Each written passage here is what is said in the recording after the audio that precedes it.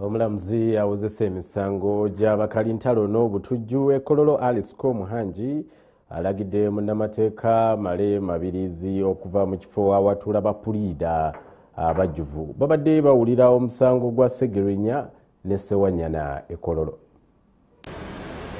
Kkooti y'ensi yonna ewozesa abalyake n'abakenuza Kololo eya International Crimes Division ng'ekubirizibwa omulamuzi Alice Muhangi ezzeemu okuwulira emisango egivunaanibwa ababaka ba Paalamenti Alani Ssewannyana owa Makindye West ne Mamadi Ssegirinnya owa Kawempe North wamu ne bannaabwe abali ku misango gy'okutemula abantu e Masaka ne Lwengo nga bakozesa ebijambiya. Omulamuzi Muhangi leero abadde azze okuwulira okusaba kw'okusooka okuyimiriza okuwulira emisango gino okugenda mu maaso okutuusa nga kkooti ya ssemateeka ebaddeko ne kyesalawo ku nsonga z'amateeka mu musango guno ogwateekebwa munnamateeka w'omu Kampala Hassan Male Mabiriizi Kiwanuka. Ofiisi ya Ssaabawolereza wa gavumenti ekiikiriddwa Nambassa Charity ate ye Rashid Birivumbuka yakiikiridde oludda oluwaabi so nga bba abavunaanibwa mu musango guno nabo babadde bayambibwako bannamateeka ab'enjawulo. Munnamateeka Mabiriizi ategeeza kkooti nga bwe yeetegese okuwoza wabula abadde akyagenda mu maaso omulamuzi n'amulagira okuva mu kifo ne ku ntebe awatuula bannamateeka abalala kubanga talina bisaanyizo bimukkiriza kutuula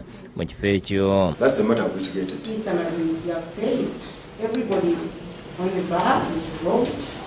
You are a party and you have audience before this court, but you're not supposed to sit on the bar.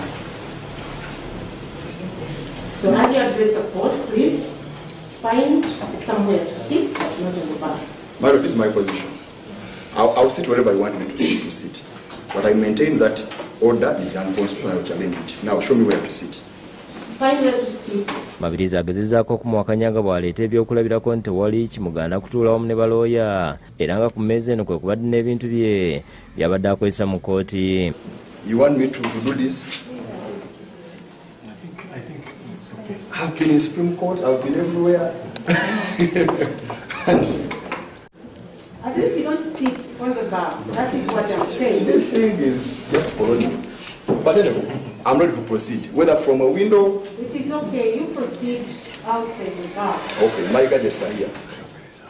So can I get a table elsewhere? Omulamuzi amulagidde ave mu kifo awatuula BAPULIIDA era bw'ati n'asalawo okuwoza ng'ayimiridde. Abulidde omulamuzi nti munnamateeka Geoffrey Tulyamusiima yamenya amateeka olw'ekiwandiiko kyaleese kiraga nti abantu bawolereza bawakanya okusaba kwa Mabiriizi okusooka okuyimiriza omusango guno nti bakkiriziganyizza naye okuggyako omu yekka Kanyike Jackson.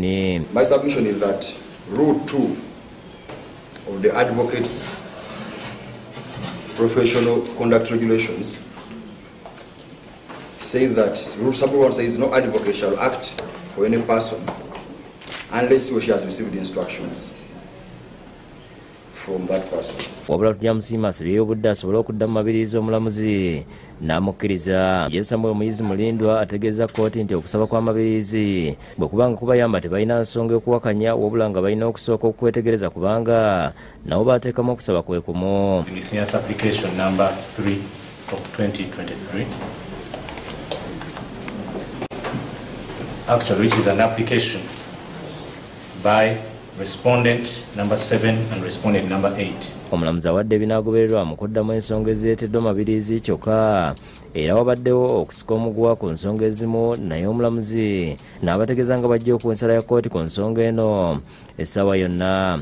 Wabula ekyokugatta okusaba kuno okw'emirundi ebiri akigaanye ng'agenda kuwulira okusaba kuno mu mirundi ebiri. Oluvannyuma lwa kkooti twogeddeko n'abali mu musango guno ne baako bye bannyonnyola. So tugenda kwebuuza ne balooya baffe tulabe biyinza kutambula bitya, tuyinza kukikola tutya naddala ku nsonga ezirabika nti zifaanagana. Bajja kutugayidinga bulungi balooya baffe kusalawo ki kye tugenda okuzzaako. Mu kkooti omubaka Ssegirinnya tabaddeeyo.